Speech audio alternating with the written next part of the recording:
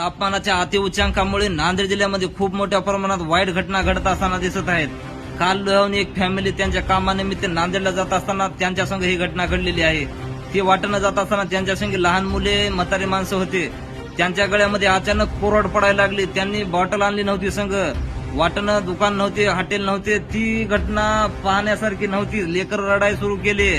वाटेनं पाहत जात असताना पुढे गेल्यानंतर त्यांना एक ऊसाचा रसाचा गाडा भेटला। त्या ठिकाणी सर्व फॅमिली उतरली। त्यांना बोलले, दादा आम्हाला ताजा ऊसाचा रस द्या। त्या दादाने 5-6 गिलास यांना ताजा ऊसाचा रस दिले व त्या ऊसाच्या रसवाल्याने पैसे मागितले। यांच्याकडे पैसे नव्हते। फोन पे आहे म्हणले दादा आमच्याकडे। ते दादा म्हणले फोन पे नाही आमच्याकडे म्हणले। ही फॅमिलीवाले म्हणले येताना पैसे देतो। ह्या घटना नांदेड जिल्ह्यामध्ये फार मोठ्या प्रमाणात घडत असताना दिसत आहेत। ह्या घटना घडू नये म्हणून शासनाने जनतेला हे आवाहन केलेलं आहे की आपण उन्हाळ्यामध्ये घराच्या बाहेर निघत असताना खिशामध्ये रोख रक्कम, पाण्याच्या बाटल्या हे ठेवण्याचे आवाहन केलेलं आहे। तरी सर्व जनतेने या आव्हानाला सामोरे जायचं आहे। नमस्कार।